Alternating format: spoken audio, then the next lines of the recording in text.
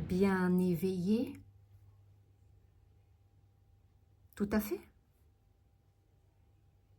Ou pas assez? Si vous l'étiez, vous sauriez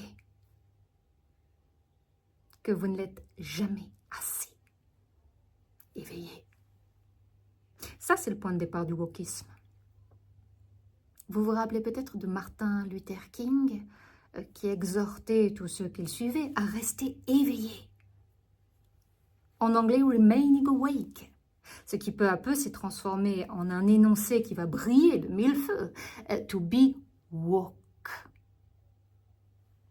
Et depuis, un nouveau logiciel est né pour porter au nu l'acquis et renier tout ce qui est inné.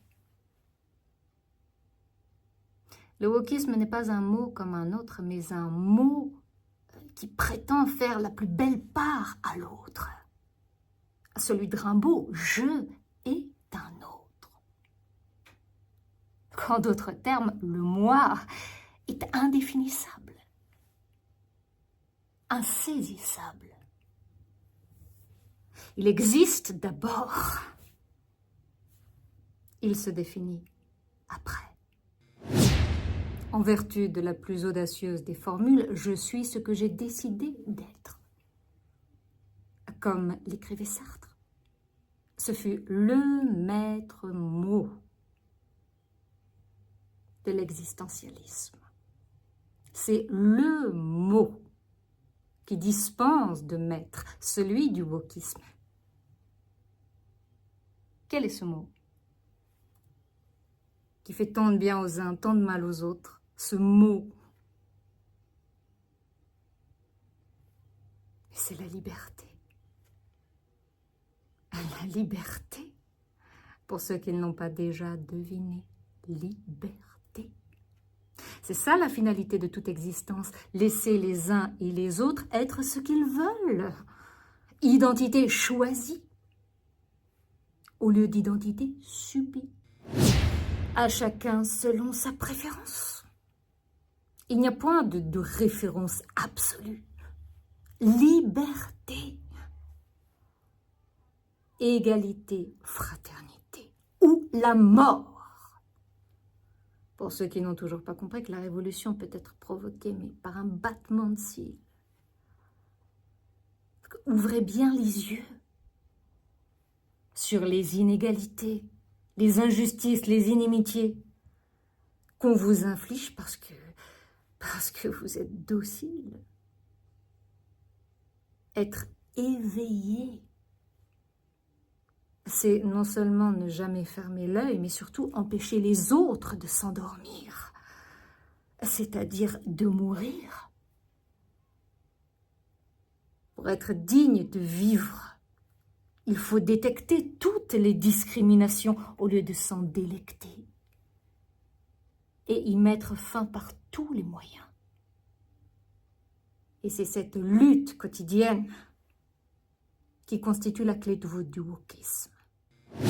Mais l'antithèse aussi est balèze. La liberté.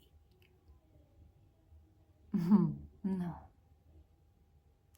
La liberté ne peut être que relative si on refuse d'admettre ou de se soumettre à quelque chose d'absolu.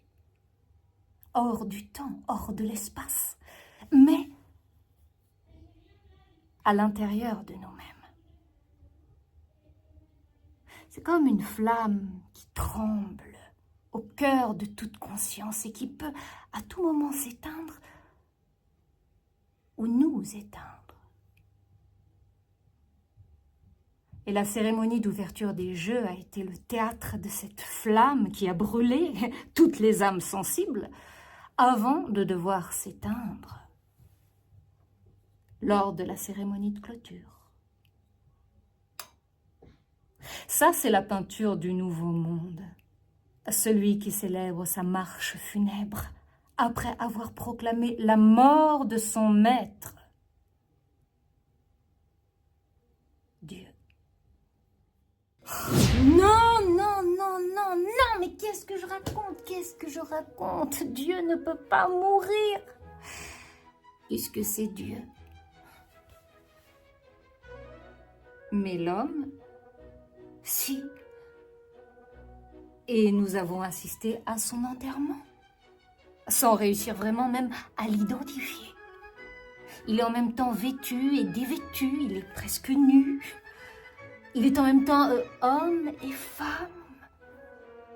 Elle est presque barbue. Il est en même temps piteux et impie. Il ou elle est presque fichu.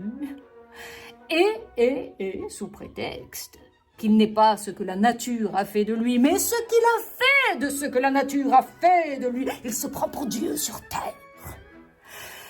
Ah, c'est comique. Ça s'appelle la culture. Une cage à la recherche d'un oiseau.